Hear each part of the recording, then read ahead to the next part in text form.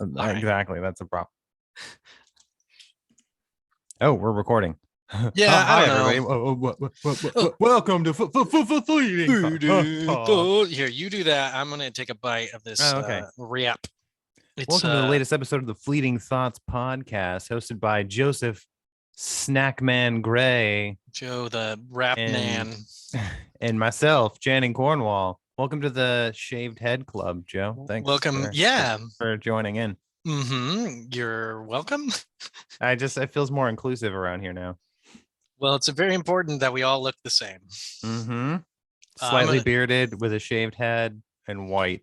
I'm gonna take a bite of this salmon and vegetable medley wrap. Salmon and vegetable. It's a very healthy, nutritious dinner. I just ate dinner myself. I got some shrimp tempura rolls from Whole Foods, freshly made, delicious. And then I got some of their chicken salad just to snack on with that. It was a very delicious. That sounds pretty healthy. Oh, I mean the fried.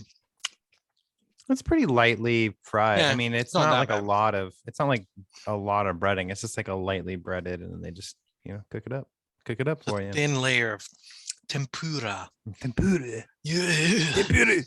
Hey, gonna get a tempura. Yeah. Oh yeah.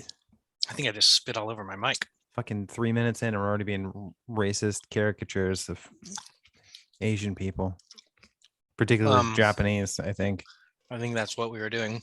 Is tempura Japanese? I think it is. I don't know. It's probably, I don't know.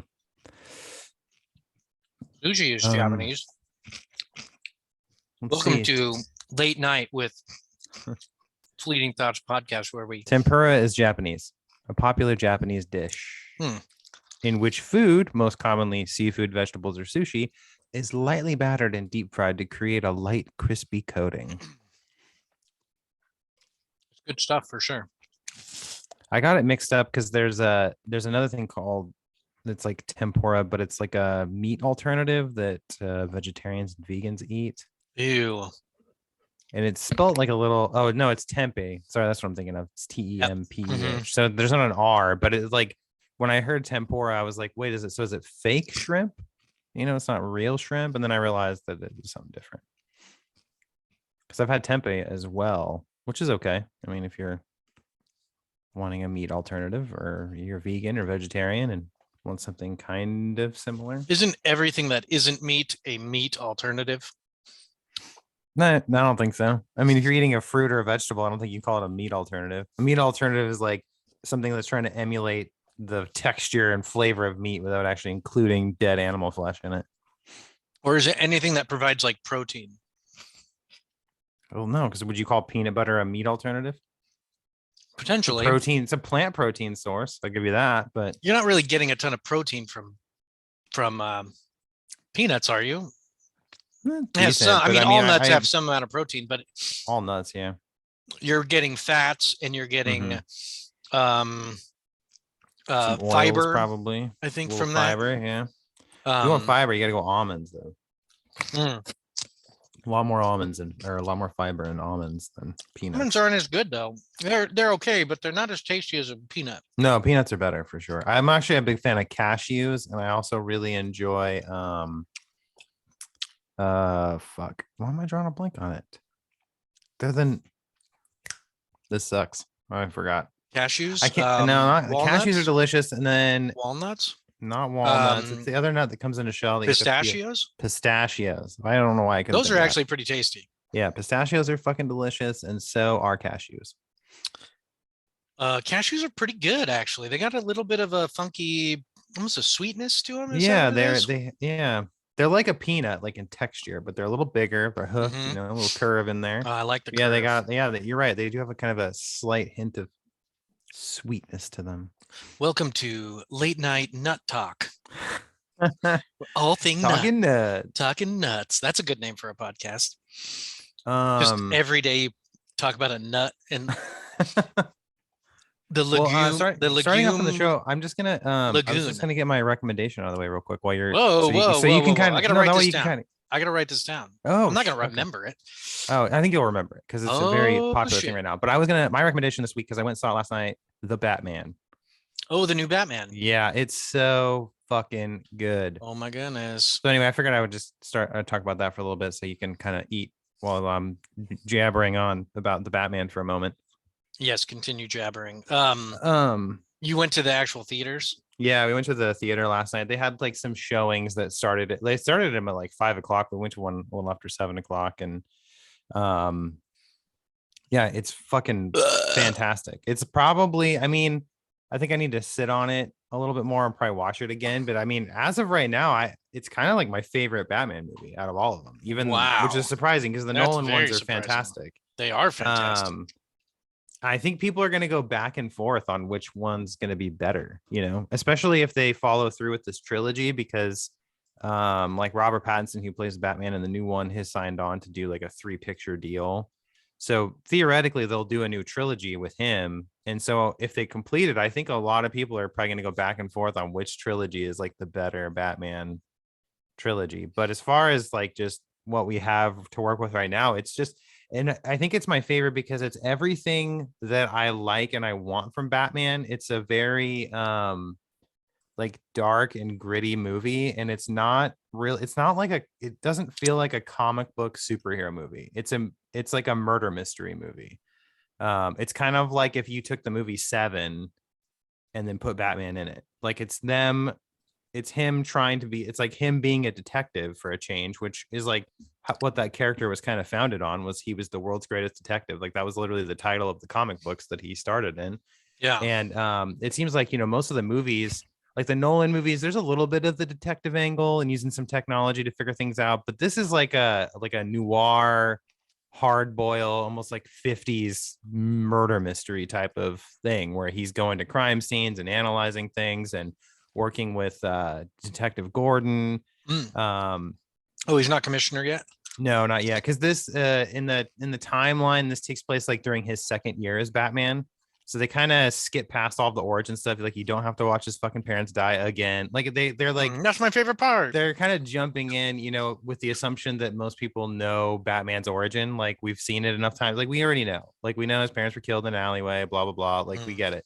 So it's not a movie that's like about his origins as Batman. Like he's already been doing this for a little while.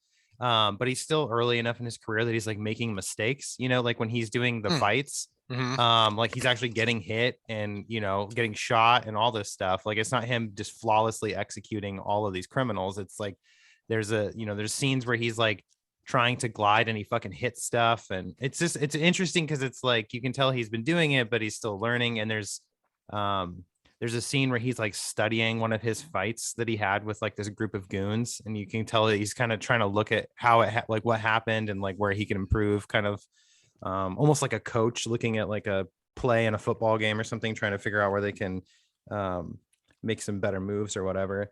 But it's really like a very like somber, dark film, and it's kind of like it reminded me a lot of like Seven or did you ever watch that movie Zodiac that came out? Yeah, a long time ago. Yeah, it was kind of like that. Like the Riddler in it is very much like the Zodiac killer. Like he sends riddles to the police and to Batman, kind of antagonizing them and trying to give them like little breadcrumbs to follow to find out who his next victim is going to be, because it's all about him taking out these like high political figures throughout Gotham. And the movie starts like brutal. It starts almost like a horror movie where like you're watching Riddler like brutally murder this guy in his home. And then it like cuts to Batman, you know, looking at the crime scene with Gordon and stuff. And it's, you know, early enough where Gordon kind of trusts him, but the other police officers don't. So they're like all questioning him, why he's letting him into crime scenes and looking around and all this stuff. But I mean, I don't want to get too much into it and ruin a lot, but it's a really awesome movie. It's long. It's like 3 hours long, but it's fucking good. It's really impressive. Who plays the Riddler, or is that like a secret? It's Paul Dano, which I don't know if you're familiar. Don't know who that is. I think familiar. You probably know. He was in There Will Be Blood as the young minister.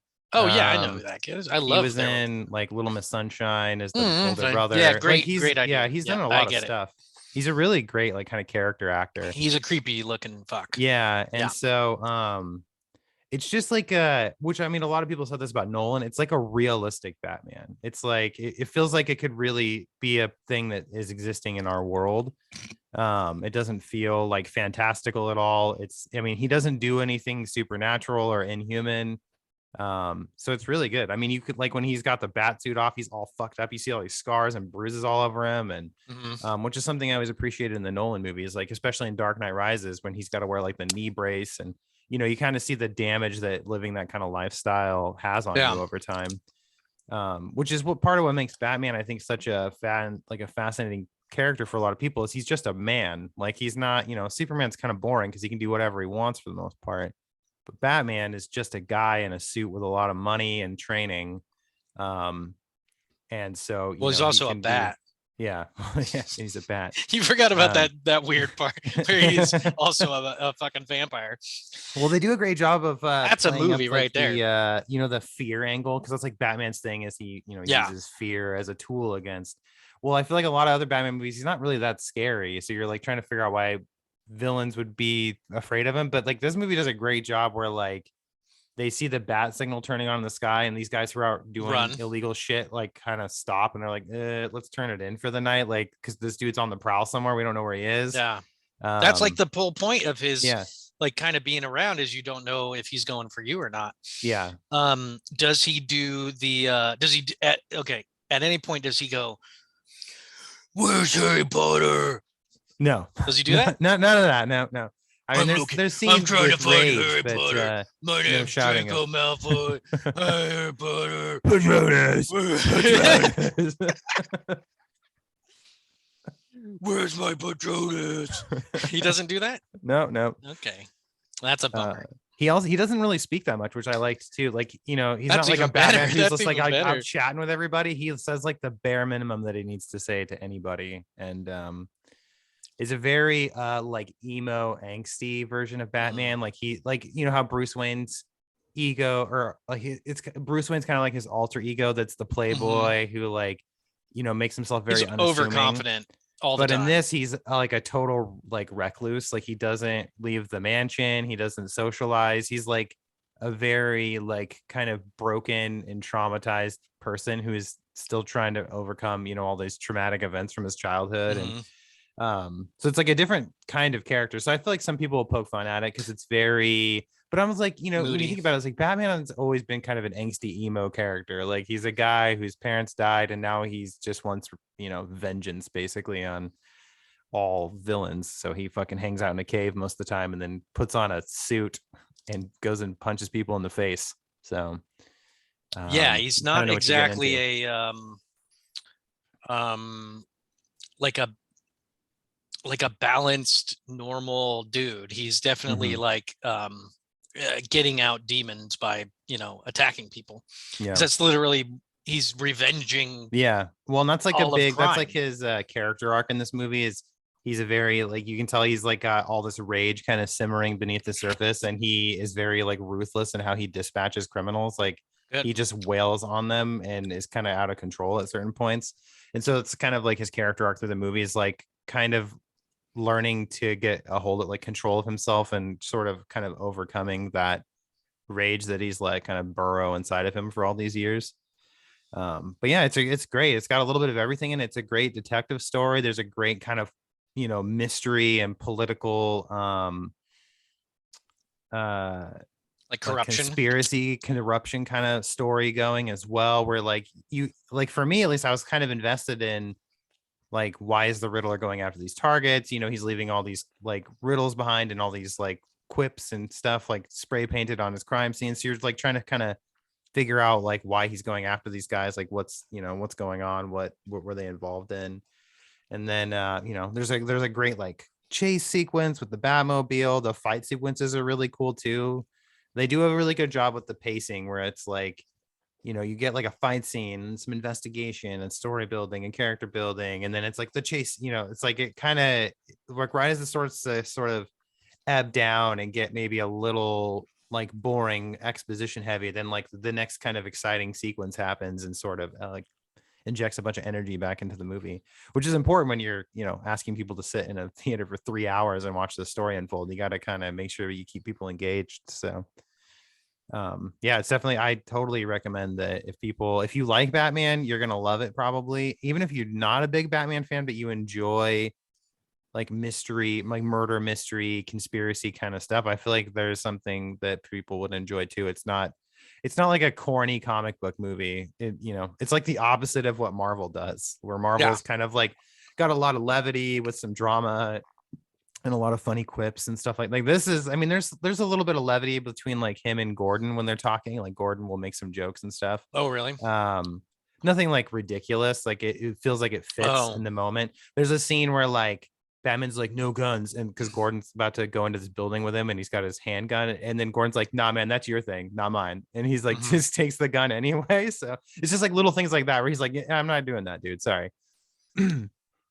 Yeah, I'm just looking at the IMDb. It's got Mhm. Jeffrey Wright, who was Yeah, in Lost, I think is where I remember him. He's been in a bunch. Oh no, he's from Westworld Westworld. was That's what his it's big from. thing that he did recently. His big Um, his big kind of claim to fame, I think, for a lot of people is he was in the Hunger Games movies. yep. I think starting in the sequel. So that's like kind of, I Yeah, think, he the did a good first job thing in I that. really saw him in that I can remember anyway. It He has, does a fantastic job as Gordon. yeah, Like I really, bet really great job. I can see him doing that for sure.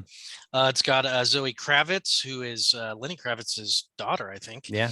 Yeah, she does a Um, great job as Catwoman. That oh, there's she's a Catwoman. really Okay, a lot of great chemistry between her and Batman in the movie. Like good. they have a really Hot, great back and forth throughout the hot, film. hot. Like I want to see that porn She is version. very attractive. Yes, that's true. Colin Farrell as Oz. I don't know what that character That's is. the Penguin. Oh, so there's like Yeah, a Ozzy. lot going on in this movie. Yeah, that's why it's 3 hours long. I Yeah.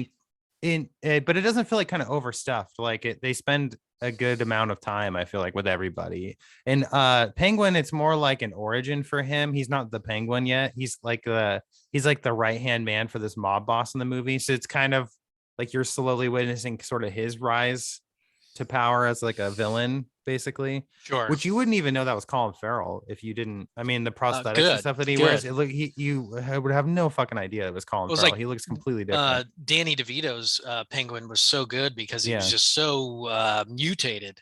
Mm-hmm. I kind of wish Danny DeVito was fucking the Penguin, but he was the same Penguin from before, like from the 80s or whatever. Right, just It'd came been back again. so fucking silly, waddling around. God, I love Danny DeVito so much. Um, who directed it? That's Matt Matt Reeves. Reeves. Yeah, I don't know who that is. Is he Christopher He Reeves? did Alive? his big movies. He did the recent Planet of the Apes movies, Rise of the Oh, Planet of the okay. Apes, War, Ah, and whatever the other one was. And then he did the English version of Let the Right One In. It was just called Let Me In. It's a vampire movie that's really good. yeah, That's I actually never really saw good. that.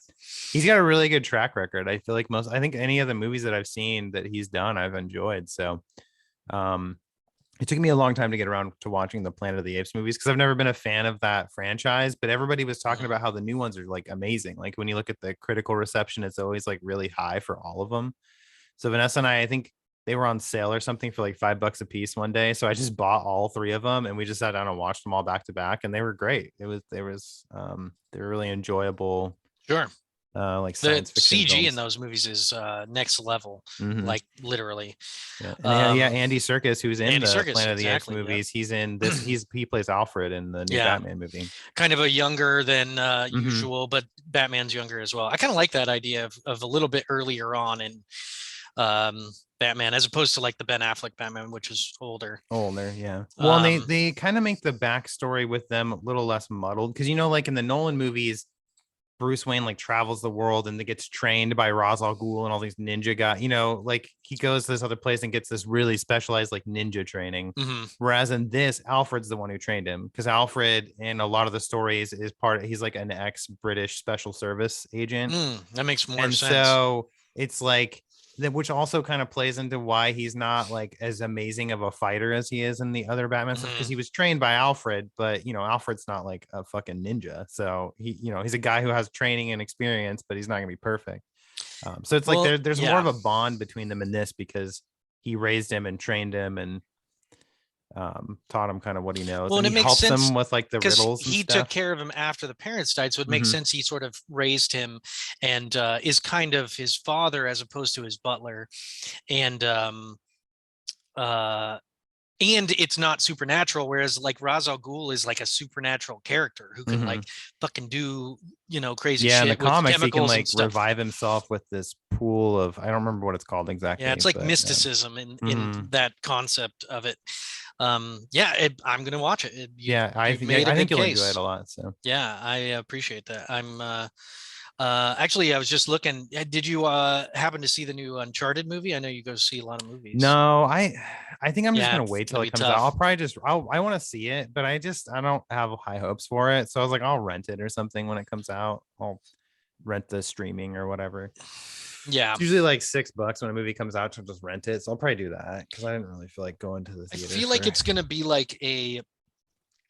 um like a version of it, like a Disney version of it. Like what was that new movie? The Jungle Boat or Oh, Jungle Cruise one Jungle with Cruise. The Like Rock. I feel like it's gonna be like that meets Uncharted, Hmm. or the new, or what was the one with Ryan Reynolds and The Rock that just came out. That's just this like kind of, it's like a cookie cutter adventure movie That's that's what it just looks like to me. overproduced. Yeah.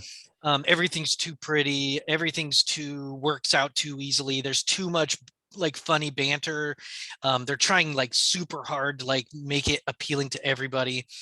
um, I just feel like the casting in it leads to this really childish version of Uncharted. Yeah. And I always thought of Uncharted as a pretty mature tale.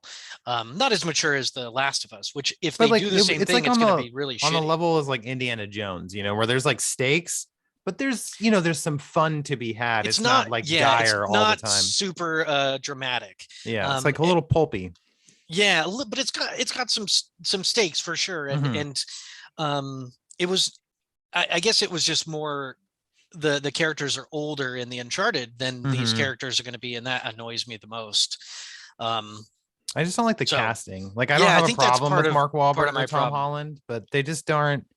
That's what makes it They feel like aren't a those money characters grab to me. instead of like an adaptation. It looks like a money grab, in Hmm. instead of them really trying to make it similar to the book or the movies, Well, it's like that whatever, they the gave games. they have Tom Holland playing Drake because he's so popular right now with That's what I'm Spider-Man. saying. They're just Yeah, like, well, we'll have Tom Holland do it. He's a draw. yeah. Like I'm sure a lot of people who aren't really fans of the games Uncharted. are going to Yeah, go see the movie because they're like, oh, it's that new Tom Holland flick and Mark Wahlberg's in yeah, it. You know what I mean? It kind of it meets like a very general demographic of people that will probably go yeah, watch it just because they like those actors and it looks like a fun action movie. yeah. And then you'll have people who are going to go see it because they're fans of the games and they're curious about what the movie's like. But it seems like the reception for it's pretty positive. Like amongst like I think there was a podcast I was listening to where they were talking about it, and they said that the audience score on Rotten Tomatoes was like 91%, even though the Mm, critic score was like 50 or something like that. mm. So it was basically like people who are going to see it are enjoying it, they're having a good time, even though critics aren't really crazy about it. Yeah, Which it seems like that kind of movie. It's like yeah. That would you're make gonna have fun sense. with it, and then you move on with your life. It's a mass appeal Yeah, option. Well, and it's a story that you can just, you know, you can anybody can watch it. It's not super dark. So, it makes me um, grateful that the HBO is doing the Last of Us show because mhm, I'm like, that's going to fit the tone of the game way more. And they're going to be able to take their time and really explore it and do maybe some controversial things. Whereas when you're making a movie, there's this huge budget and it's like you have 90 to 120 minutes to tell a story. So you cut a lot of shit to like make it fit. So I'm yeah, glad that like, at least for The Last of Us, we'll hopefully get like a really, and the guy who wrote and directed both of the Last of Us games helped write and direct the show as well. So it's like I feel like that will probably be a much more faithful adaptation of the games than yeah. the It's like popcorn. set up to actually do it right. Yeah, I think that's the yeah. problem. That's like mine and everybody else's problem with the Dune movie is they should have done a show and put a ton of money in it and Hmm. really, uh, and really took the material um, the way that I think people would have more appreciated it more. I'm surprised that it didn't because there's so many Dune books. So it's like you could It's either so do, much. like a 2-season show that just covers the first book, and then if it's popular, then maybe start covering the other books with other seasons, kind of a thing. Or if it's not that successful, then just cut it off and be like, well, we adapted the first book really faithfully, Sure. and then if people want more, they can read the other books. Yeah. I don't know how it wouldn't be successful because the Dune movie, if they did a kind of TV version of that look, that, you know, a little less Mhm. money involved, but, you know, it would be perfect. It's just that you just need more time with the material. Do you think It's that they would just, be able to do like a faithful adaptation if they did like a 1 10 episode season? So it was like 10 hours. I feel like oh that yeah, would be enough oh yeah, probably to, I think so for sure. yeah. It would be better than two, you know, 2 hour movies. Hmm. But I think that because of the pacing, I think it would just be slower, and you could cut stuff for sure because Dune is really dense. Yeah. But you could add in all the little intrigue bits and the some of the more subtleties of the relationships, because it's an exceptionally subtle book series. I'm almost done with the fifth book. Or is it the fourth book? I always get mixed up. I think there's 5 books, Hmm. and I'm on the The fourth hero, book. and then because didn't his son take over He writing did, a but bunch of them too? yeah, his son is a, I haven't read much from his son. I'm trying to just be pure about it as far as getting through Yeah. the first books, the Frank Herbert books. And then I might check those out if I really, really feel like it. But I might just reread all of Dune before I even do that, because it's so complicated. But in the new book that I'm reading, it's like 1500 years after the previous book, Hmm. and none of the same characters are in it. So it relates, and it's, you know, Yeah. there's a whole timeline that relates to like a kind of uh you know, thousands of years plan by the God Emperor. So you're like, is it going to happen the way that he thought it was going to happen? And it's just super good. It's crazy complicated though, especially learning all these new characters, you know, Hmm. in the fourth. Normally by the fourth book everyone's so established, you know, everything. Yeah. This one's like starting over. It's such a uh, like a bold fucking series. It's so bold to do what he did. It's so different than any story that Hmm. I've checked out before. um but I thought the aesthetic and the graphics and stuff and the casting of the movie was great, but it's just, I want more of the Yeah. content. Well, I mean, compared to the version from the 80s, the new one was definitely a far better Yeah, experience. So that one from the 80s is worth watching because it's just so like zany. yeah, It's like a really out there like do some movie. shrooms and watch Yeah, it or like I something. literally think that there were definitely some drugs involved in the making of the one Well, from of the 80s course, because it's it's art fucking out there, art in man. the 80s. Any Yeah. Hollywood in the 80s, of course it is. But I feel like these new movies, it's probably going to be the best adaptation people are going to get of Dune for For now, yeah. a long time, I imagine. So, I mean, they somehow managed to fit that whole book into like a 2 hour movie in the 80s. So at least you're getting double that time Yeah, this time around. So you get a little bit more yeah, of the story. it's really in depth. What about Elden Ring? Let's Oh, talk yeah, yeah, yeah. about that, since we're talking pop culture Pop culture. entertainment. Um, I haven't sunk as I've probably only played maybe like 8 to 10 hours of Elden Ring, which I just picked it up on the PS5 and I'm gonna restart because everything I've read said that it runs way better on PS5. Like the load screens are like 30 seconds faster, which is a lot when you're dying or fast traveling around quite a bit. And so that, and then they said that like even the resolution and frame rate it just is like better optimized on the PS5. So I should have just fucking got on the PS5. And plus, I should have got on the PS5 because then I could have played with like you and Joey if we're all on at the same time. So I ended up just getting it I on the don't know. Series X because I was like, oh, whatever. I think I had like a gift card with like $20 on it. So I was like, I'll just pick it up on Xbox and get it a little cheaper. So I played like a chunk of it on the Xbox and it's fucking good. It's good. It's like one of those games that you just explore. You know, Hmm. it's not like a lot of open world games these days are like they're like map checkbox games where you open the map, there's just icons everywhere of outposts and radio towers and whatever fucking stuff that is in the game. And so you feel like you're just kind of going through and clearing off a map. Whereas this game, there's a map, but there's fucking nothing on it, like other than the sites of grace that you find, so you can zip around to them if you want. Um, but I love this like this.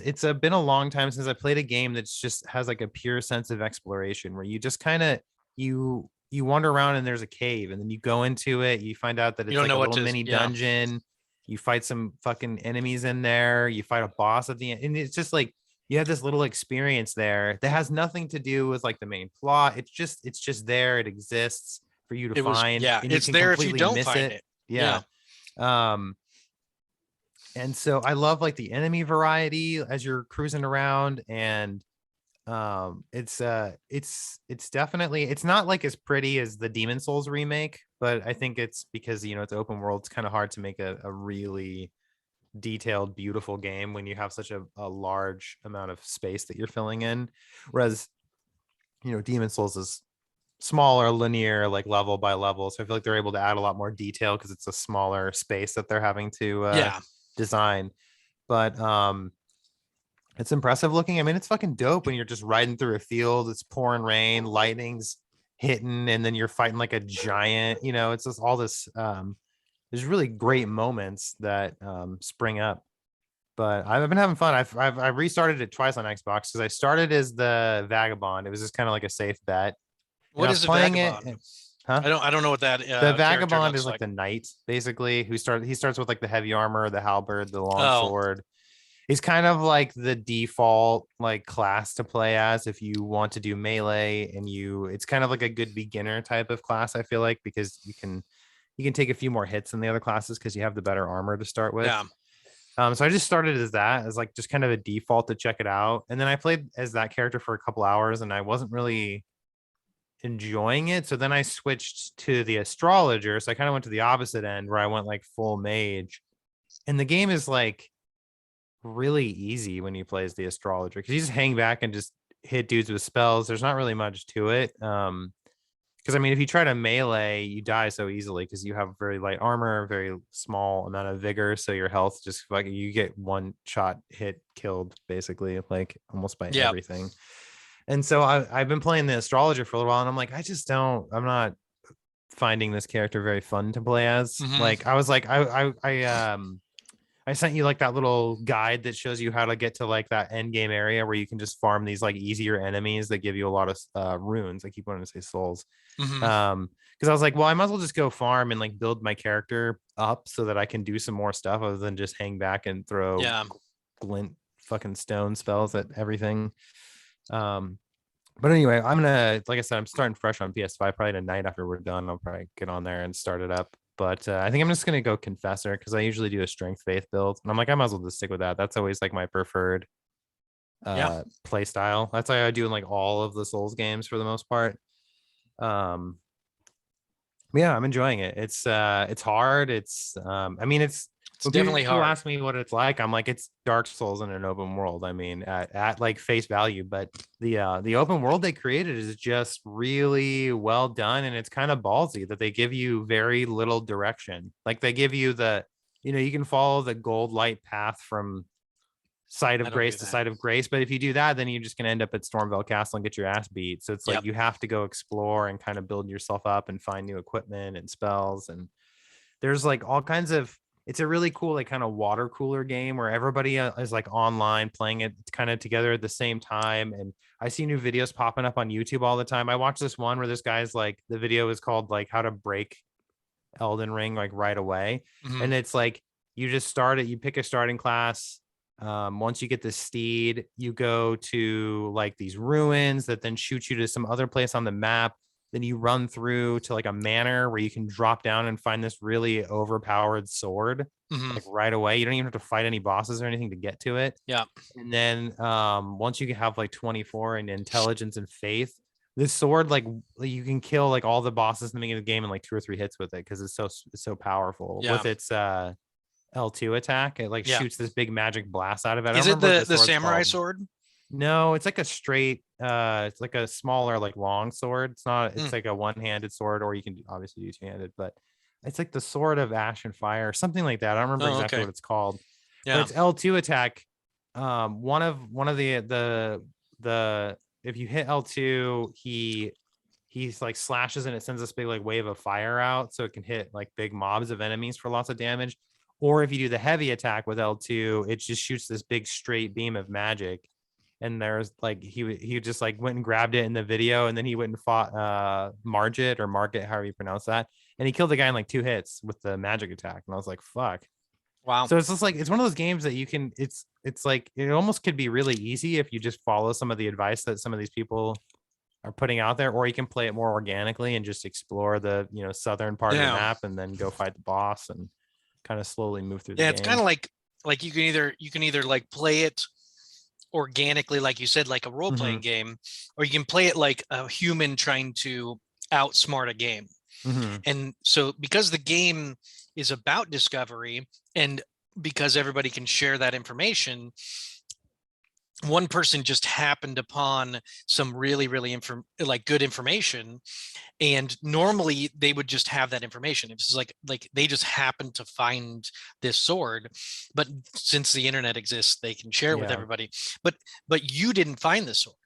You're just cheating off of this other dude who found Yeah. that information, right?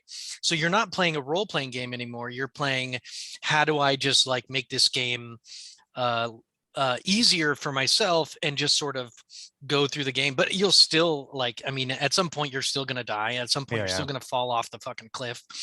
And hopefully there's enough in it to challenge you, no matter what weapon you have, no matter what armor you have. Well, I think it's a great compliment to just the amount of freedom that they put into Mm-hmm. the game. Like you can, I mean, the fact that you can just jump right to an end game area within like 5-10 minutes of Mm-hmm. starting a new game is really cool. Like the ability to just run around and grab a bunch of cool shit and then just avoid enemies that will obviously just annihilate you because you're so Mm-hmm. weak and you shouldn't be there.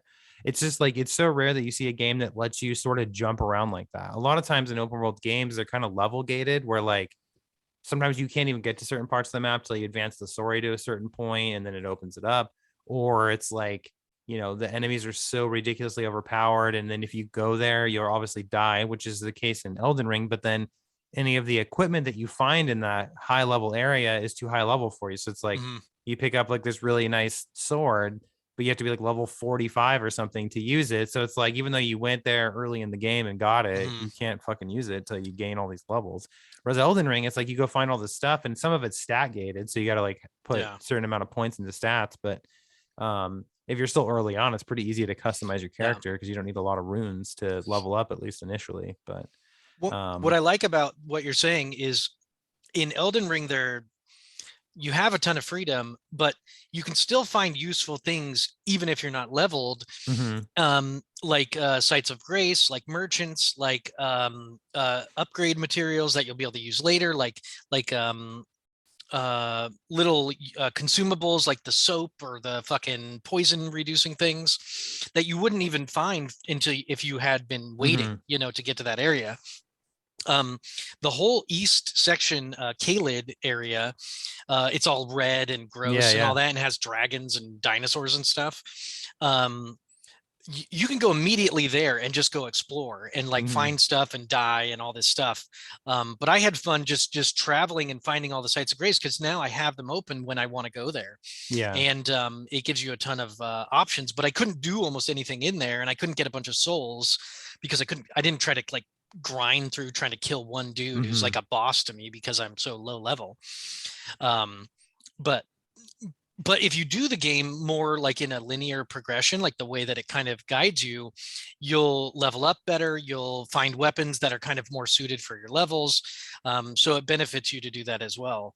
And certain things are gate like progression oriented, Yeah. like getting the second slot for your medallion. You have to kill um, one of the, I think Margit or Margit or Well, he drops whatever. like a talisman pouch or something in the And that allows you beginning. to have two Yeah. talismans, which I was kind of worried about. I didn't know that existed, because I was like, oh, you can only have one like ring type item. Yeah. And then that happened. I was like, oh, two, which makes me excited because maybe you'll get another one and maybe Yeah. another.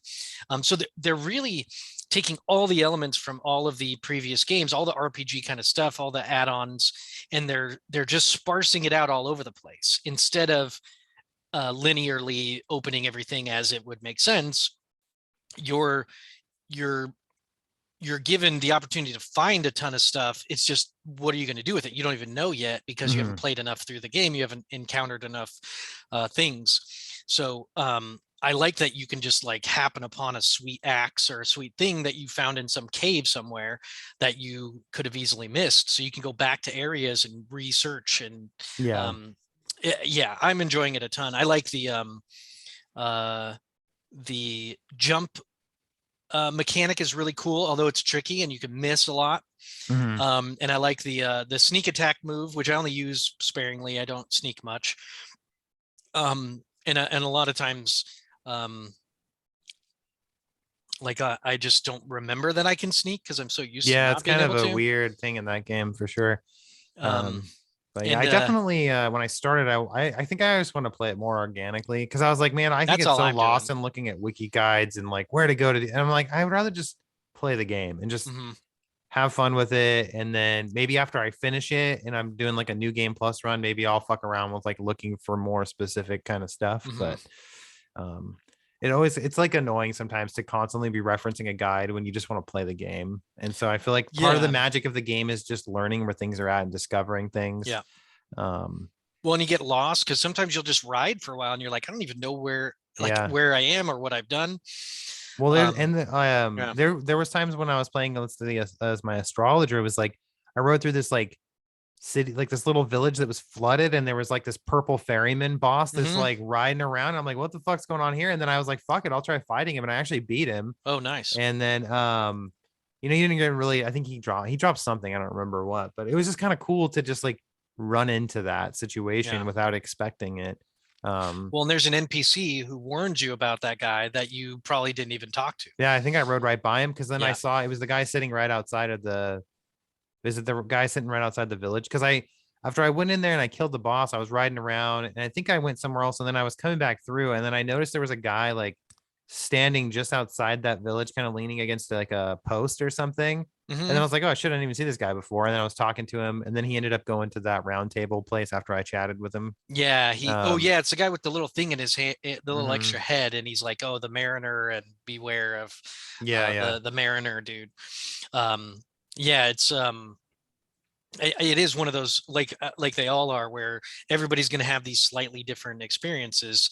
And you can kind of have you played any of the multiplayer like No, because like so yeah. the Oh yeah, because servers on you're the on Xbox Xbox. were like broken for a little while. So the last time I played it, I was online, but I didn't like join into anybody's game. I could just see people running around and see their Yeah, messages and stuff. But like when I fought Margit, I just summoned the the sorcerer. AI guy that you can Yeah, join in, and I Richard or just summoned whatever. him in as more of a distraction so I could hang back That's and what he cast is. Yeah. spells. Yeah. So I used him, and then I cast I summoned the big jellyfish spirit because Yeah. if you summon the jellyfish, it can take a lot of hits because it's Yeah. so big. And then if it kind of like aggroes the boss, and it does do it, it can poison the boss and actually damages health quite a bit. It just attacks really slowly. Oh yeah. So it was like I summoned that guy, summoned the phantom jellyfish, and then I was just like hanging back using spells while he was bouncing back and forth Hmm. between those two I forgot that partners I had. if you have the NPC summon, you Mhm. can also summon the spirits. Yeah. Because I had played, I tried to beat that boss a couple times, not in my game, but like to help people because I wanted to learn its moves. Mhm. So I always do that by helping other people first. Um, so Yeah, I I would usually do join their that too. I do games. test runs before I Hmm. fight the boss in my game, helping other Yeah. people. So like by the time I actually fought him, I brought the NPC in because I thought I'd like to go through that storyline more than just getting another person. And I beat it the first time, but because I had practiced in other people's games, but I forgot that you could do a spirit. It would have been so much easier. Yeah, it would have been even easier. Yeah. And it was hard. I mean, because the Yeah. the the NPC died like maybe he had about 2/3 or 1/3 health left. And I think I had no more Estus or whatever it's called in this game.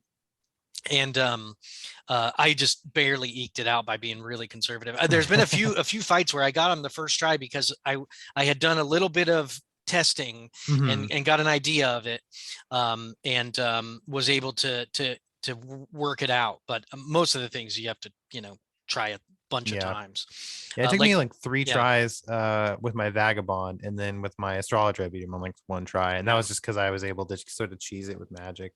yeah, Like I said, the magic is definitely it's almost like the easy mode, even though it's yeah. not like a lot easier, but I feel like it's a good class for people who are kind of new or want like a smoother experience Yeah. starting out. I It's because you can kind of hang back and just use spells. Magic has always been the opposite in the other games. It was Hmm. always so low powered that you really didn't you if you started with Magic, it took you a long time to get, anywhere powerful. And I think they did the opposite in this one to make it more accessible Well, I because was it gives reading people that an option. the starting spells aren't that powerful. Like Hmm. you gotta, I mean, even a normal enemy, you gotta hit them with like 4 or 5 spells before they go down. And so you will eat through your focus meter pretty Yeah. quickly. And so like when I was playing as the astrologer, I would literally allocate all my flasks to magic and I'd have like Oh, one health potion. Cause I was so like, well, yeah, I'm not the health potions for an you're not getting emergency, close. basically. Yeah, And but I was reading, they said that like there are spells that you'll find like the higher level spells, and they're that like are it makes the insane. game disgusting because you can just fucking destroy everything so Yeah. easily. There's a lot of really, really powerful magic in that game. So yeah, it sounds like the magic is like the easy way to go if you want like a Yeah. smoother experience. I haven't You seen can a ton of faith the spells that are incantations. Yeah. aggressive. Yeah. Um, Well, what's interesting is they put pyromancy under yep. incantations this I kind time. of like that. Yeah, I like that And it's instead of having 3 different. well, they do What have do you three mean? different It's ones like because it's the well. arcane. Oh, arcane. Well, Arcane isn't is more like luck, but arcane oh is luck? also Yeah. a type of spell in that it's all of like if you there's ones where you turn like they turn red and they use like blood magic or dragon magic, and those are Hmm. all arcane typically. Oh, okay. So it's more like it's almost like supernatural instead of whatever else because there's like space stuff in this one too, Hmm. like the gravity stuff. It reminds me of Bloodborne. There's a lot of cool stuff from Bloodborne in this. A lot of cool stuff from Dark Souls 2. Well, Um, even Sekiro, like the way you yeah, move, like the Sekiro, being able to very jump similar. and Hmm. like with the vagabond, I learned pretty early on, like it's pretty powerful to do the jumping R2 Jumping strike R2 because you'll all just day. break their poise Hmm. and it fucking stuns them or knocks them Yeah, down.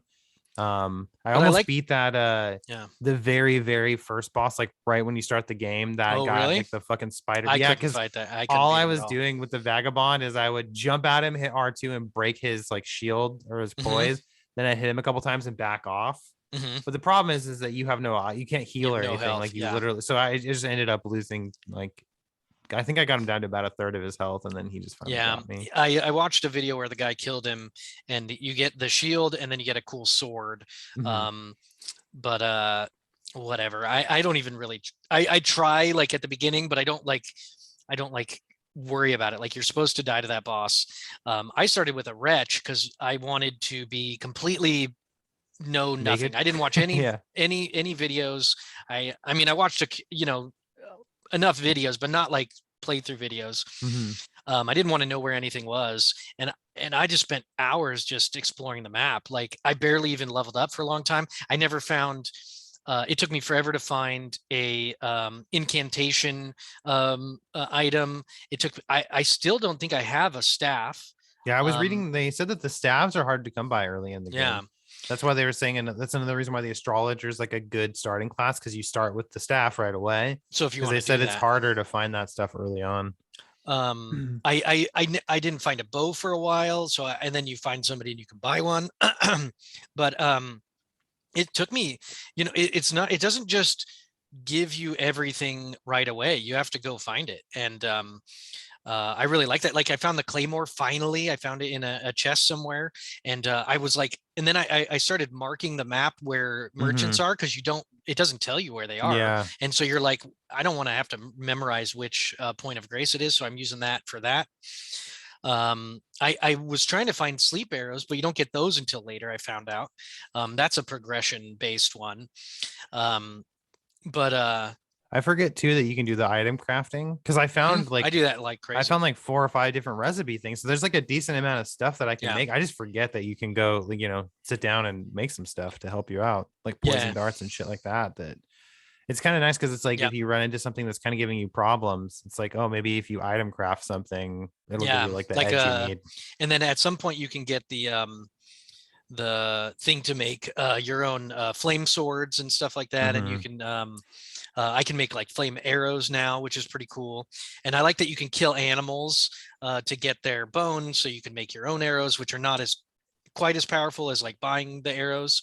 Well, I was glad that they had animals in the game because it helps it kind of like the world Yeah, it feel a little fills bit it more out. alive. Yeah. Because I was like, man, if it's just like sort of an empty open world with just enemy mobs in random places, I feel like it might be kind of boring to explore. But then I remember when I first started, I was like, there's like fucking eagles perched, and you're like, wait, is this shit gonna kill me? Like if I get too close Yeah. to it, like I don't know. It's a Well, and fucking Souls game, basically. the male rams will try to attack you, even though, Uh-huh. and then wolves are just they're not they're not like a real enemy. They have like a boss version of the Yeah, wolf, yeah. the white one, but they're not like hard to deal with. But there's a bunch of them, and I like that it's like a different type of dog than the actual enemy type dog. Mm-hmm. Um, but and they're generous with giving you materials.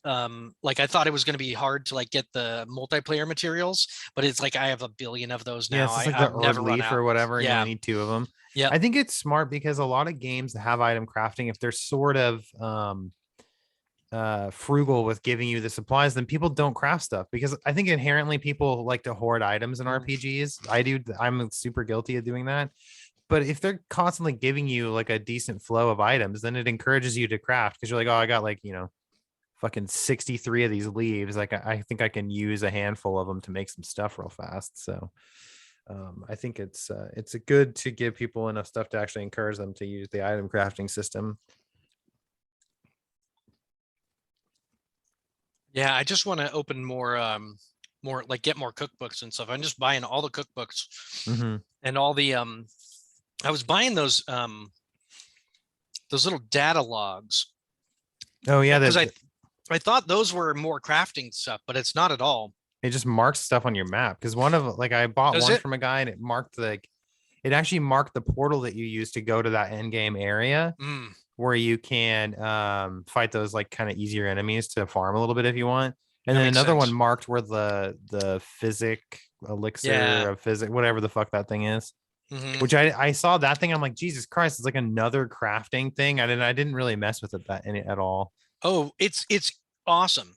Yeah, It's that's what a I heard. It's like a way it's to a get like extra health potions. customizable Estus flask. Uh-huh. So it's kind of like in Skyrim where you could make your own potions. Uh-huh. So you can add like two elements. So it's like having two effects instead of one for Estus.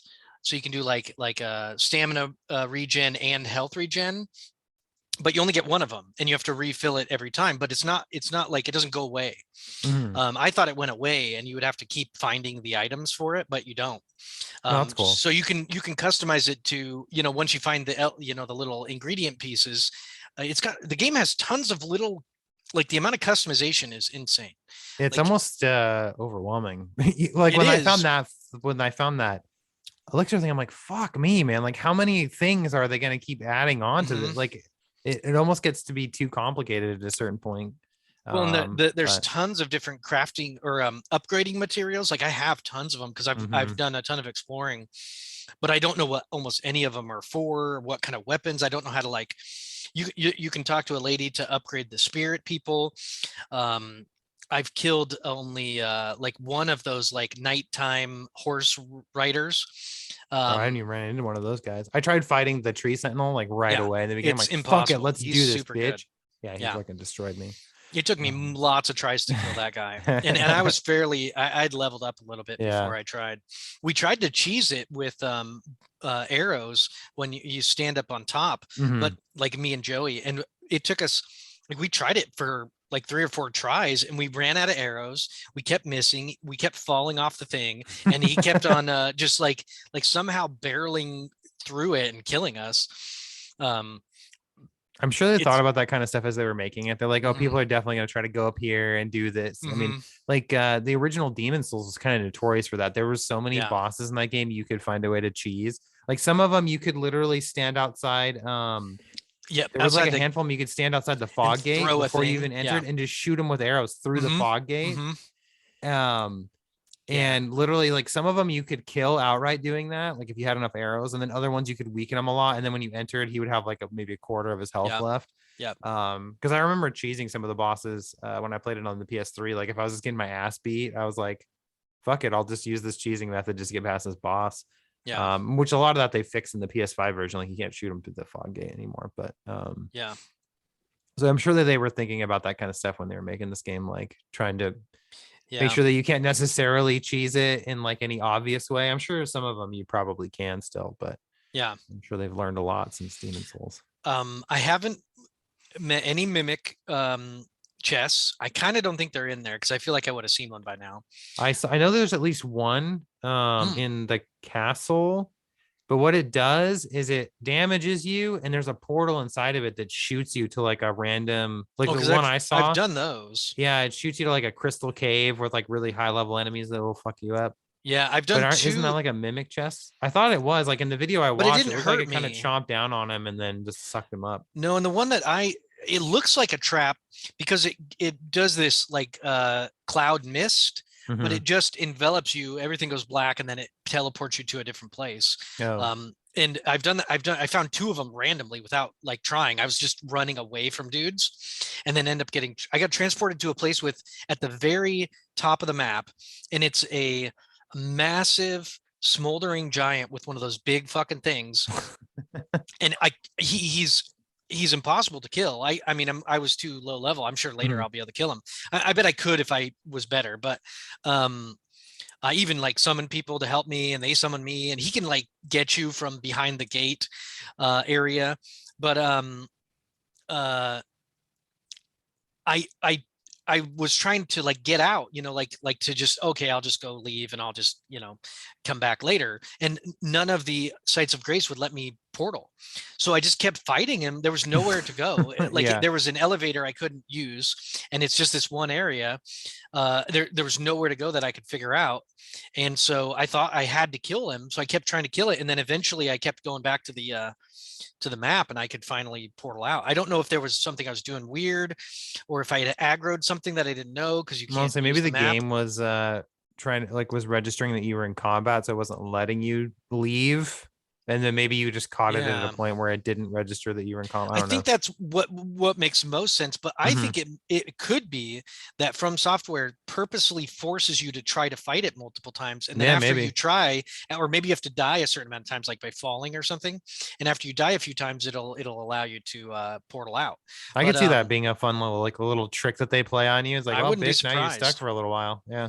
Yeah, and then I also portal. Oh, there's another spot that's really crazy that I didn't know about, which is if you find there's a an elevator somewhere and you take it down and you're in like an alternate underground dimension that I don't know, you probably haven't found it if Mm-mm. you know what I'm talking about. And they're like medium level bad guys and weird stuff, and they're like blue and they look all like ghostly and just all this stuff that I had seen before, and it's really difficult.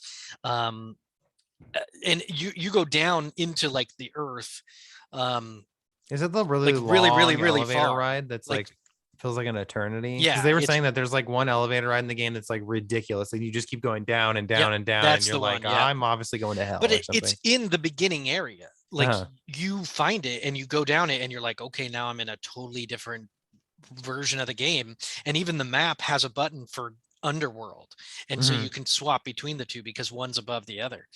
And there's actually a bow that I need to go find. I just found out that's in there because I'm starting to watch more Yeah, little yeah. videos because I've already opened up enough. I've gotten Stormvale, or I'm starting to go through Stormvale, and there are little things that I like wanted to make sure that I because eventually I'm gonna kind of watch all the I'm gonna know Yeah. more about it anyway.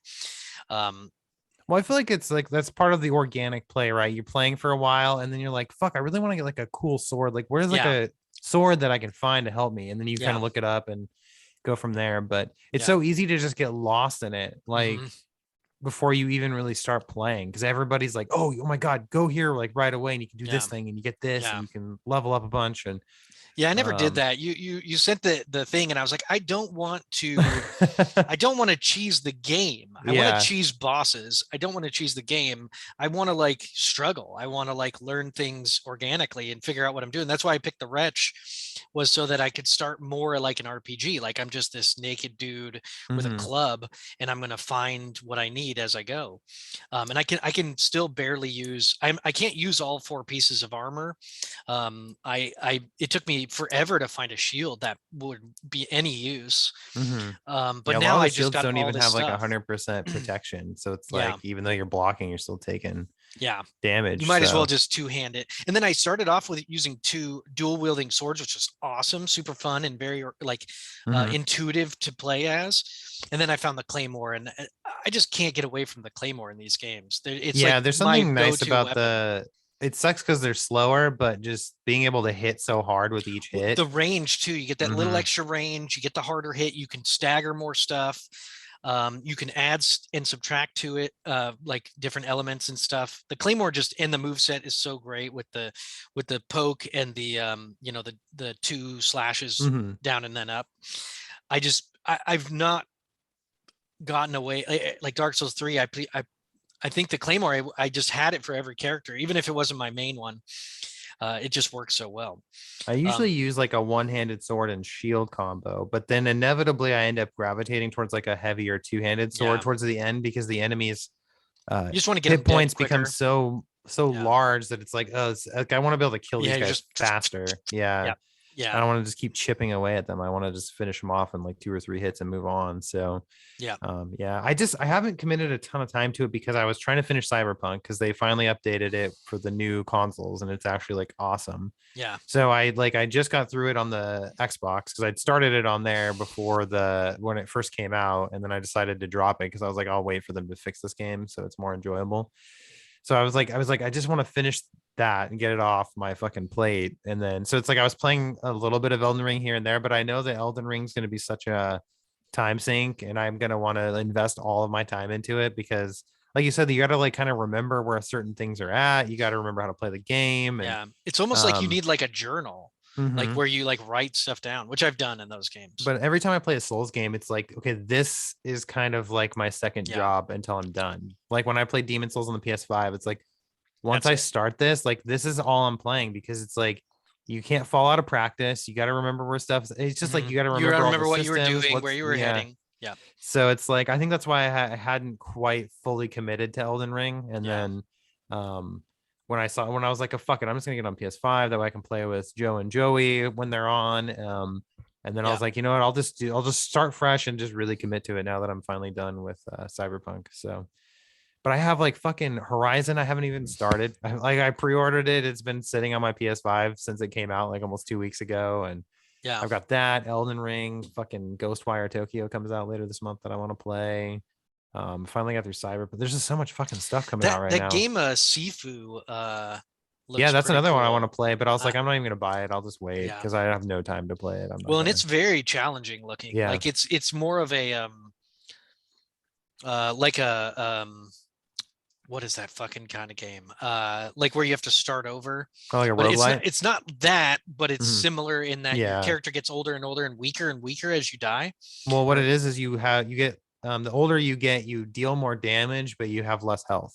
okay. So it's like you That's a become good like a trade-off. glass cannon the older you Yeah. get, kind of So thing. you become experienced but weaker. Weaker, yeah. Yeah, that's a interesting aspect.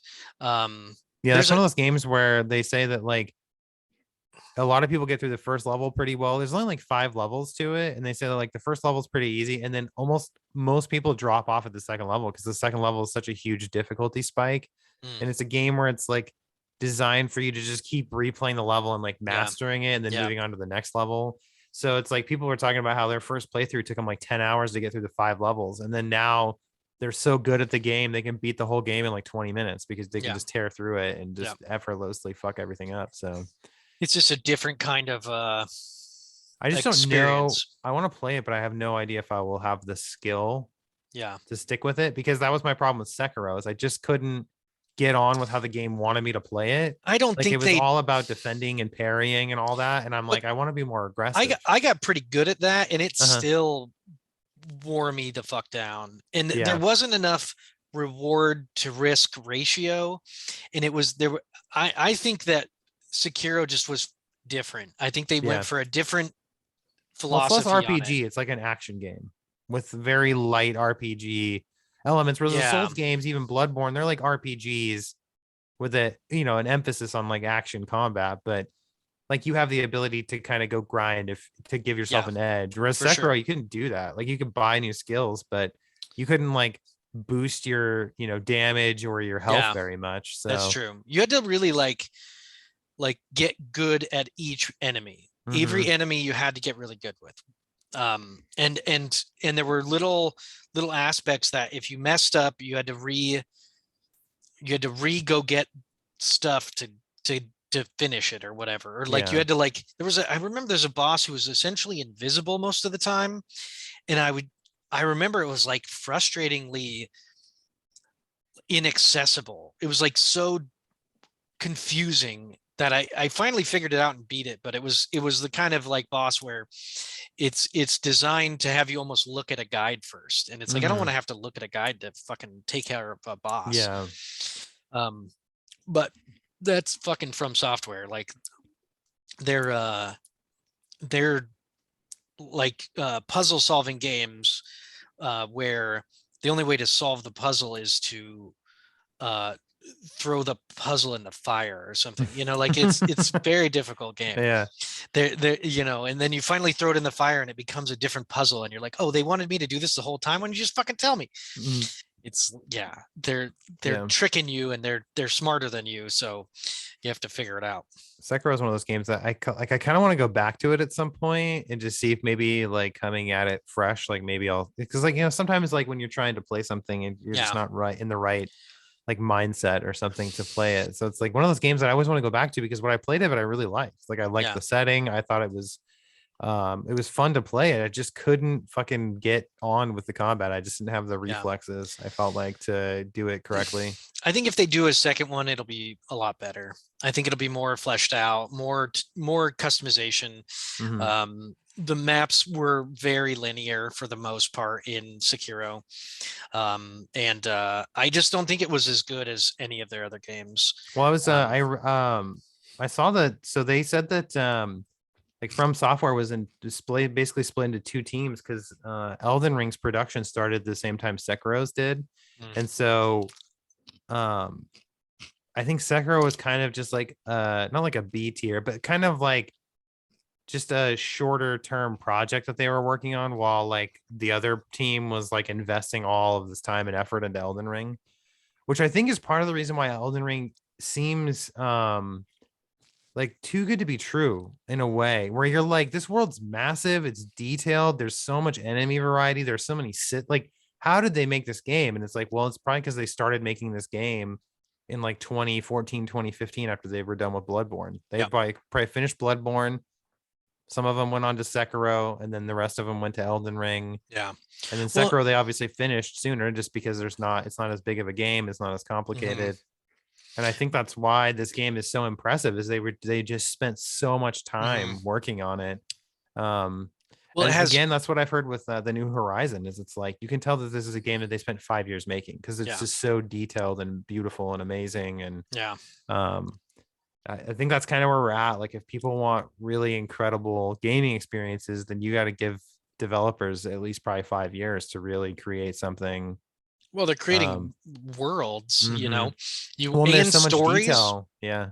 Yeah, Well, just think about how detailed they can make everything now with the way the consoles run. It's not yeah, like a Super Mario game on the Nintendo where it's all 8-bit, yeah, where you can throw the art assets together in an yeah. afternoon and then build some levels. When you I can mean, imagine when they get like faces down, the whole game could include another dimension, which is like the characters' faces are clues to something, and like mhm, that amount of detail is just insane. yeah. um yeah, what I like in Elden Ring is that there's a lot of uh things that are recycled from the other games. There's also a bunch of new stuff, and there's a lot more variety of sizes of enemies. Like there's lots of different Hmm. sized things out in the world, which makes it more kind of matches the open world aspect.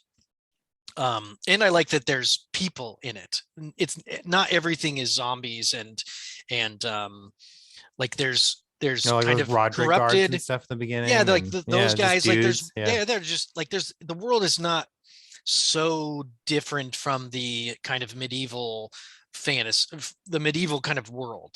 Hmm. It's not just everything in the world is corrupted. There's still people, and then there's corrupted things, and then there's even more weird things out there. Um, so I like the variety and the amount of time they spent with new character models for enemy types. Hmm. Um, yeah, it's good.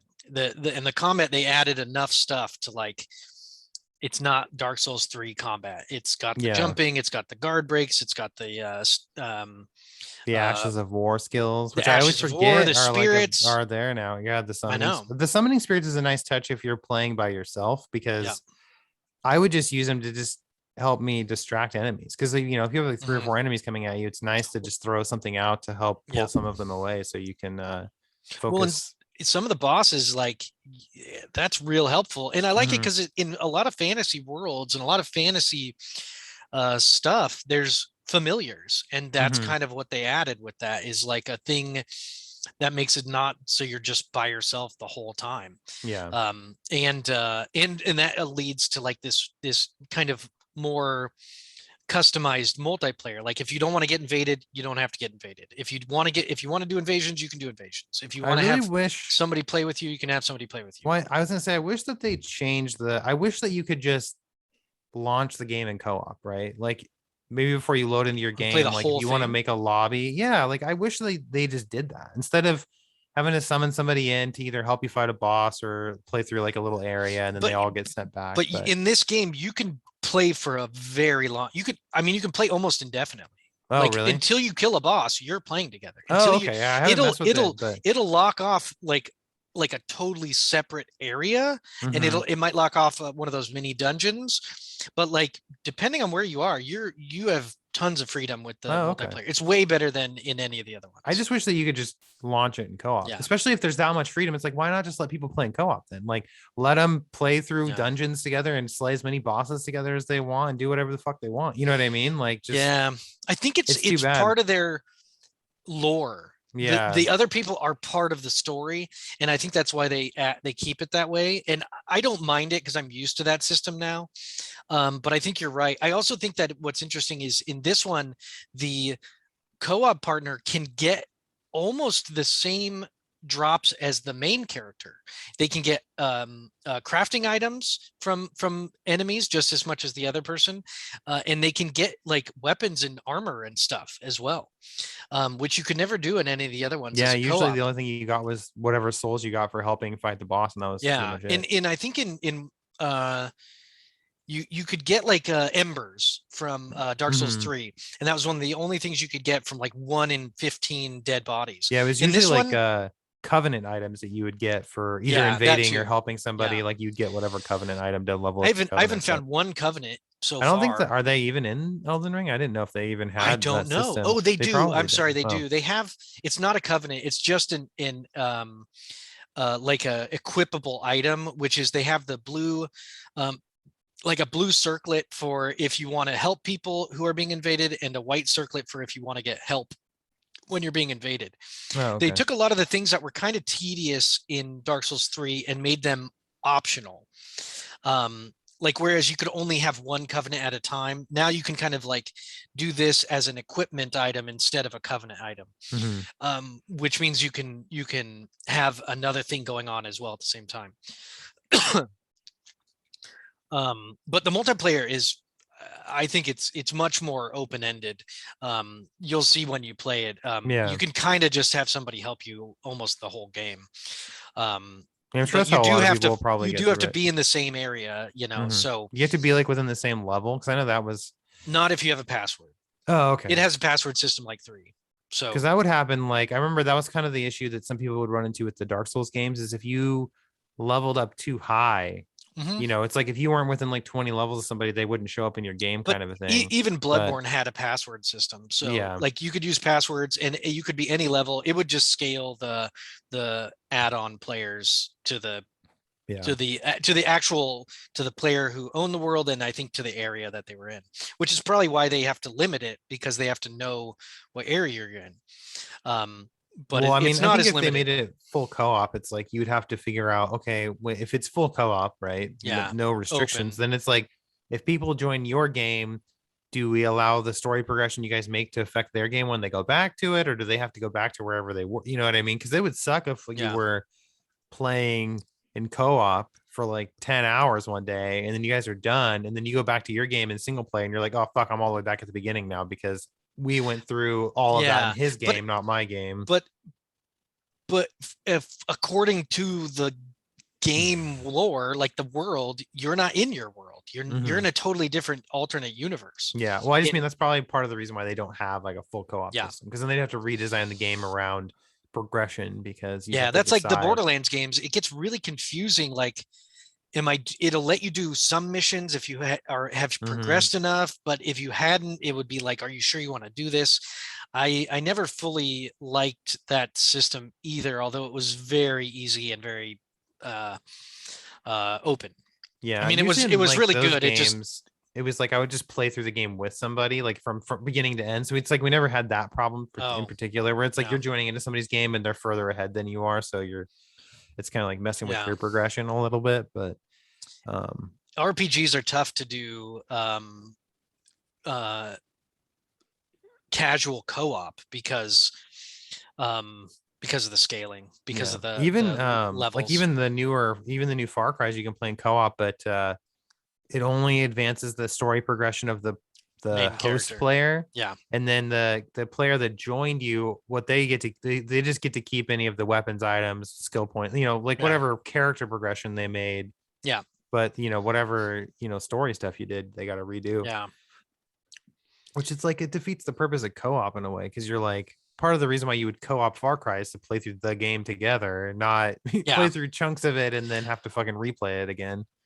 It'd be Yeah. frustrating. Yeah. It's interesting because, like, if in Elden Ring, like, you did co-op, like where it you're in the same world together. Then if you kill a boss, you kill a boss, and it's Mm-hmm. dead in both worlds. But it's confusing in Yeah. that world. It just That's what doesn't I make a mean. ton That's of probably why they sense. just leave it the way it is because Yeah. they have the system in place. It works, so they don't want to mess with it. Because Yeah. I think you would have to, there would be like a different design philosophy, I think, for the game at its core in order to make it Yeah. like a Well, full blown co op in experience. Elden Ring, you can't use your horse. So it means like you're kind of playing that area right then. Like, you're not Mm-hmm. going to just run off separately from each other, because they're going to have to load the area at some point. So it is. So if you're in the open world, does it lock the mini dungeons, or can you go into a mini dungeon and fight, or It do you have to like get into a mini dungeon and I then summon I somebody in? think well, I think some of the mini dungeons you may not be able to summon people, but yeah, I think it'll do that, where Mm-hmm. because of the loading issue, because it can't just load everything at once, it has to limit the two things, or the server would your Because I would both your think machines that, wouldn't be able to handle it. I mean, at least the mini dungeons I went through, there wasn't a load screen between them. There isn't. And they're really small. I mean, at least the ones in the Yeah. beginning, because I did like three of them. There, I did Yeah. that wolf They cave are small. one. There was like a catacomb, that a Yeah. couple There's a catacombs I did. seaside cave, coastal Yeah. cave, I think, is at the beginning. But most of them, it's like a few rooms and a couple hallways, and then you Yeah. fight the boss and it's over. So, They um, must just be different loading. I'm sure in single player, it's loading as you move. As you yeah. move around the world, it's loading So if the you're in next the section. open world, then you pretty much play together until you, I guess, fight a random boss in the open world, like the tree sentinel, or or you just play until you decide to send somebody home. Well, and some bosses are not like bosses that you're stuck in the room with. Hmm. Most bosses you can run away from, so you can do that with your co-op partner. So Yeah. I found that the most of the time we ended up ending the session on purpose to go level up individually, because uh, you can't sit at a fire or upgrade your weapons when you're in co-op. Well, that's what I meant. Like if you're just playing together in the open world, then it's like you kind of have to just play until you guys are ready to go your Yeah, separate ways yeah, because there's for a probably minute. not really Yep, many and then you'll bosses go to really fight. do other stuff. Um, so it's definitely more like they're helping you, not like Hmm. you're playing the game together. But it's very Dark Souls. esque. Hmm. But with the password, at least you can play with your friend. And usually it's the bosses that you really need the help on. But just exploring is fun too. And I like that you can get stuff as the co-op person too. So it gives you more reason to do it. Yeah. But I haven't done any like dueling or anything like that. It's just not my favorite thing, Yeah, I don't especially like starting out. PvP. I don't have I've never really done much PvP outside of like when somebody just invades my game, I'll defend myself as best I can. But Yeah. I think I've never gotten that good at the combat to where like I can Yeah. do well in The PvP. difference There's always between people that are just way yeah, better than you. the difference between PvP um skill and PvE skill is completely different. Like Yeah. PvE you can figure out eventually. Yeah, it's predictable. The enemies Yeah. follow patterns that Hmm. you can exploit. But yeah, when you're playing against The another AI is person. better in this one than it's been, in that like some of the bigger bosses will switch who they're attacking on the fly. Hmm.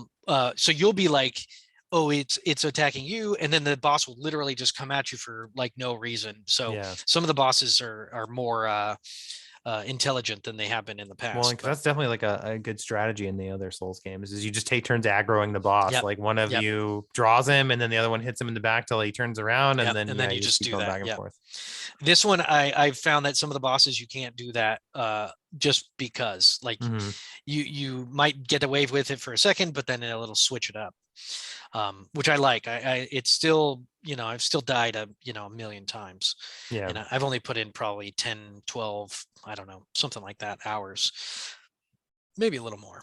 Honestly, I feel like it sounds like you played a lot more, but I guess I mean But I it did sounds more like it, but at the same exploring. time you can cover a lot of ground in that game in a pretty small amount of time just I because you didn't have the horse and I stuff. didn't even But try to go to Stormvale until like yesterday.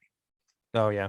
I Yeah. I never even tried because I was like everything I've read pretty much says you don't want to go here until you've like really explored the southern area and leveled Yeah. up and The gotten southern some better area is like equipment. the main. You pretty much go south, or Hmm. you kind of go north, a little bit east, a little west, and then south. Hmm. South is like the main, like first kind of get you going kind of areas, because there's a castle and there's a boss, and it's all very manageable. Hmm. But it's actually a level, like it's a full, I Yeah, think like they'd an call actual it dungeon. is that a legacy dungeon or Yeah, that's what they call like that, which yeah. where it's like modeled more like the traditional Yep. Souls dungeons. Yep.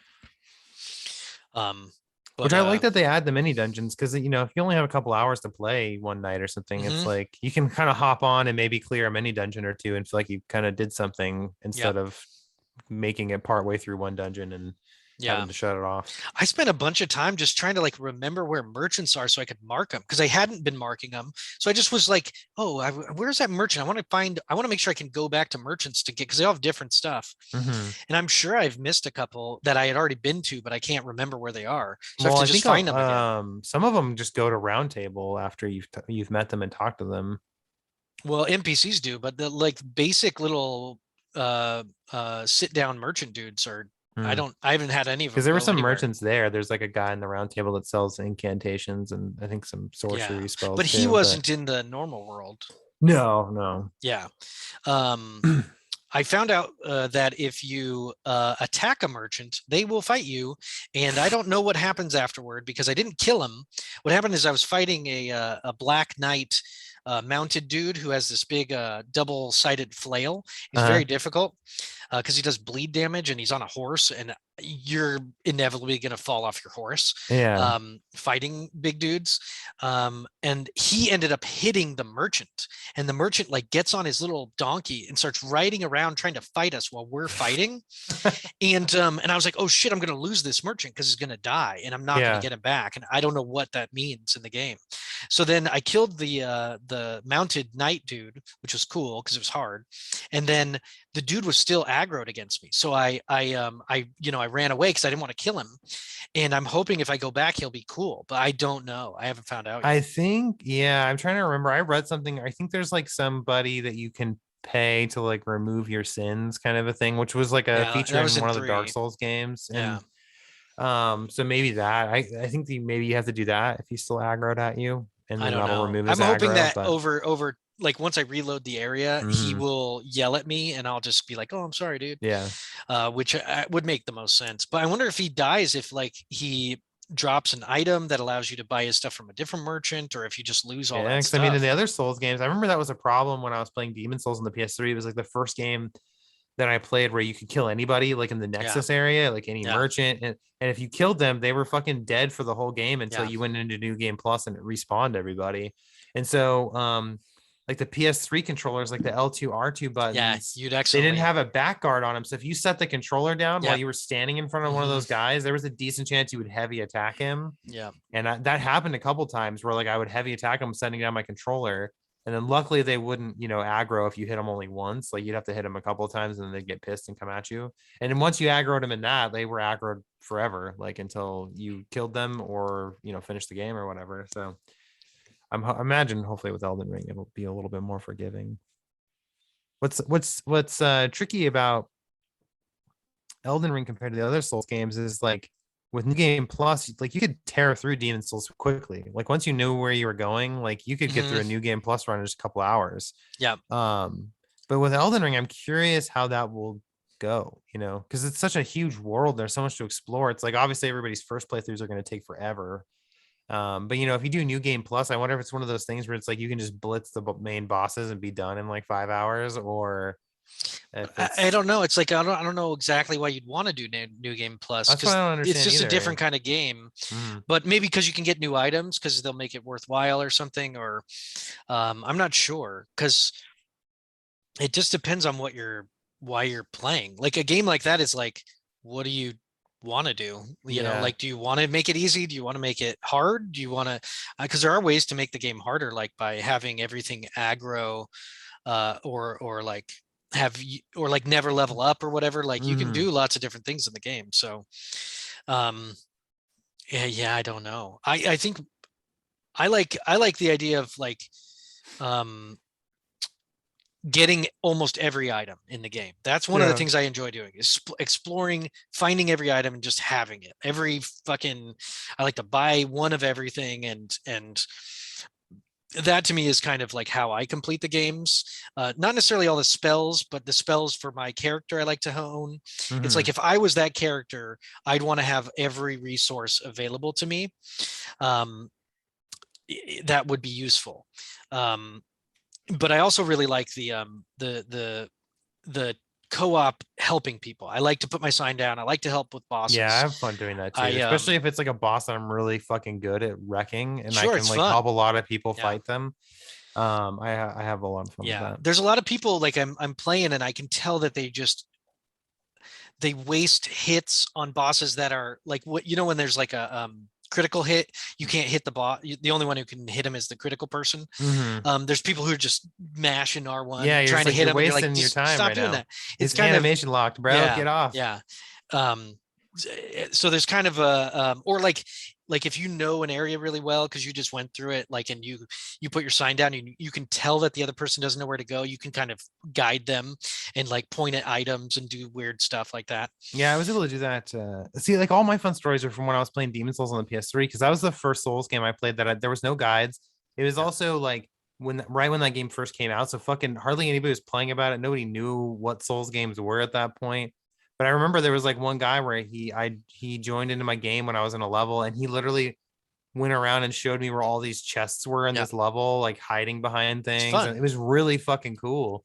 Um, I think that's what that's why the Dark Souls games, the co-op is different. It's not just um I don't know. It has a weird element of um personality to it, like, because the person in the game can do all sorts of weird things. They can just like piss off a boss and then run away. Like I was actually, that happened to me, where I was trying to help a dude kill um like a giant, or like a set of giants or something, and I was like in there helping, and I could tell he started getting low on health, and he just went away from the fight.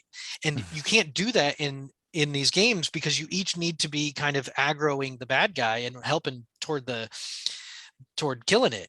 And I remember it was like, now it was just me against this high level dude that I was fighting with three dudes. Now I'm fighting by myself, and I mhm. just got pissed off. I'm like, dude, you just let me die, Yeah.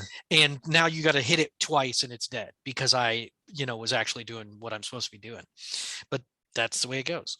Well, that's the gamble too, because usually in the Souls games, when people, if you go into a boss fight and there's three of you, they increase like the boss's Yeah. health by a Yep. bunch By a lot. because Yeah. to offset having three people fighting it. So it's Yeah. like Makes it harder. the gamble is if you're paired with people who end up dying early on, you're like, cool, Yeah. now I gotta Now fight you this boss that's got like triple health by yeah. myself because That's these happened a guys lot. died. Yeah. And you try, but usually I die. I That's why when I fight bosses, I almost never bring more than one person in. Yeah. One person's perfect because it gets a little bit harder, but and you can both like two is way better than one, but three just sucks. It just takes too long Mhm. because usually, and then if one dies, it sucks, Well, and also then if two depends on dies, it who sucks you're even paired worse. with. Yeah, If you're some paired with people a just couple of die people right away. who have like really good weapons and shit or kind of higher Yeah, and they just level, it's helpful. Yeah, they they just just wail bash away. it. Yeah, and you can tell like when you pair up with somebody who's really good and knows what they're doing, and when you don't, and like they just go in and start doing the right things and dodging and not wasting hits, and you're like, Yeah. okay, this is gonna be great. We're gonna kick this boss. I'm gonna beat this boss Yeah, with little yeah, to no and it'll effort. take like no, yeah, it'll take 2 seconds because we'll each take our turn, Mhm. and that's yeah, it's yeah, it's fun. Long story short, play Elden Ring. It's not my recommendation though, and I think I'm going to do my recommendation. I was gonna say We're I at an like how hour and you a had a half. couple of topics, and then I was like, man, if we started about Elden Ring, that's the Uh, show right there. well, and we've Game actually over. played it now, so we can actually talk about it. Um, so I hope you like Elden Ring. If not, then you probably hung up by now. Hung up right when we started talking Yeah, about it. So they got the Batman information and then left. yeah. They're like, oh, they're just going to talk about fucking movies and games I don't care about. So my recommendation is obviously Elden Ring, but that I don't need to say that. So I'm going to recommend the Kingsman. Ooh, we Um, just watched that too. did The you? movie, right? You're Yeah, talking the about movie. the prequel to the Kingsman film. Yeah, the Okay. prequel to the Kingsman movies. I was really impressed with it. I went into it thinking this is going to be boring and lame, and just like a third, like Mm-hmm. the third movie is terrible typically, but it's a totally different movie in my opinion. It's overproduced and it's very um stylistic, but I really liked the style of it. I really liked the CG. I liked the main character. I thought he was uh kind of, I don't know, like tortured and stalwart, and um Well, he tries to be a pacifist for most of yeah, the and that was film kind of an too. interesting little Mm-hmm. aspect of, and it, but what I really liked about it was that it was a fun take on World War One and history, and Mm-hmm. like it was a historical fiction, and I found it to be really really like the action's really good. It's mostly action, um and I didn't really like where they went with the second Kingsman. I thought it was too over the top and like silly, whereas the first one was like awesome The because it was first a little one more is grounded. amazing. Yeah, the It's second so one good. was okay, but yeah, I But don't with the know. guy with That's the cowboy dude who's Pascal, I was oh like, yeah, Pedro Pascal. that's like a fucking cartoon character. Mm-hmm. Um, and there's a little bit of that in the other one too, but it just seemed like they kind of took it back a notch as far as outlandish stuff. Um, Although it's very outlandish, but Oh I thought yeah. it was fun. I thought it was a good. It was almost like Marvel-esque as far as like fun action, um, way overproduced, but but they pulled it off as far as um, I didn't get bored. You know what I mean? Yeah, I when we watched it, I had like zero Yeah, interest in exactly. it Me really because too. I liked the first two Kingsmen, like the first one in particular. The second one, like I enjoyed it, but it definitely wasn't as good as the first one. And then so I was like, I don't like prequel stuff that much because I'm like I'm interested in seeing where the story goes from where it was, Yeah, not going all the way back and spending time with different characters. Like or do a prequel after you finish your other story and then you're like, oh, I want to explore the world more, but because I think they're supposed to do at least one more Kingsman movie that's supposed to be like the third one, maybe more. I don't know. So it was just kind of, I was like, I didn't have any interest because I didn't have any desire to go backwards and then see other stuff. I wanted to see the continuation of the story with the other characters. But yeah, I enjoyed it too. It was pretty good. It was definitely, I honestly probably liked it the least of the three. Like it's the weakest of the three, but it was still fun to mm. watch. Yeah. I think it was And it's just because I like the characters in the other two more. I like Colin Firth's character in particular, Galahad. And so it's just like not having those characters is part of the reason why I didn't really, I think, enjoy the prequel as much as the other ones. But I definitely didn't like it as much. I actually essentially thought of it as a totally separate movie. It just to me it was just very different. It didn't have that youthful fun. It had more of a kind of James Bond kind of a aspect to it, as opposed to I mean the other ones kind of have that too because they're like secret agents. But anyway, it's not it wasn't like super smart. It was just fun. Yeah, you know what I mean? I think that my favorite parts of it was just seeing all these historical people being portrayed as like what they do with like Rasputin in that movie is hilarious. I thought He's that kind of character like was a fun. weird fucking eccentric idiot who licks people's fucking body parts to heal them. It's just weird. really bizarre characterization. Well, and then it weaves in and I just thought it had just enough like quirky features, you know, it just made it entertaining. I didn't know what to expect. I didn't have any clue what was going to happen. It was a little tragic if you know, I don't want to give that part was away, surprising. But Vanessa and I was like, whoa, did they really just and the way it happens is just like apropos of nothing. Like it just you're happens. Just like I was surprised. I was like, maybe it's like some kind of fake out or something. I don't know, but that was surprising too. And just the depictions of World War I stuff with Ferdinand and stuff like that I thought was fun. So yeah, that's my recommendation, and I think that's going to do it for us. Yeah. So go watch Batman. Check out Kingsman. It's on HBO Max if people subscribe to that. The Kingsman is, I mean, it's also on I watched it on Hulu, I think.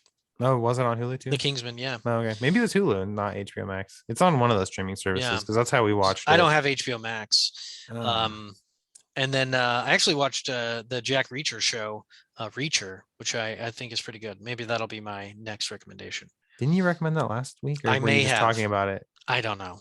I can't. You definitely talked about it, but I don't remember if it was your recommendation. I might. Because I remember you talking about how he's like the perfect dude who like has no weakness and is just like awesome at everything he does. Yep. I might have mentioned that as that. Probably did. Never mind. Take that out. Edit this out. Yeah, edit it out. Me. So that'll do it. If you want to send us an email, it's fleetingthoughtspodcast@gmail.com. Go to joesnotesblog.com to check out the show notes, which don't exist. It's really just links to other things. And check out Jenny's books. We got a couple on the way here. Eventually. I'm gonna start editing another one here soon. It's been a couple of weeks since I've looked at it, so I feel more and more prepared to edit it. Yeah, I honestly don't even know if I'm gonna have Vanessa edit the one I just wrote because she hasn't even finished editing the other one. I was like, I might just edit this one myself a couple of times and just release it, and then whenever she gets done with that last Western Sins trilogy book, that can be done. That'll be faster. Yeah. Just saying. She's taking a while. Split up the work a little bit, but thanks for listening, and we'll see you next time. Yep. Bye-bye. Bye. How do you stop?